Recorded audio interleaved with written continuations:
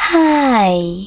In front of me is Motorola Moto G62 5G, and today I would like to show you how you can set up screen lock on this Motorola.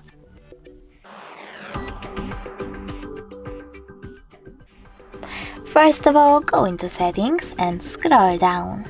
Then choose security section. Now you need to click on screen lock and tap on one of those login methods: pattern, PIN or password.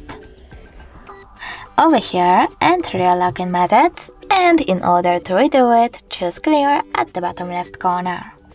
Then enter it again. Now you need to choose next at the bottom right one. Enter your login method again in order to confirm it, and choose confirm. Over here, you need to answer the question: what do you want the lock screen to display?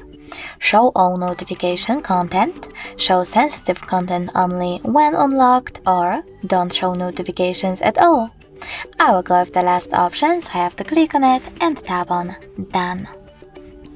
Now when I click on Home button, switch off my screen and then turn it back on, I guess that pattern is now required. Thanks so much for watching. If you enjoyed this video, leave a like, comment and definitely subscribe. Bye!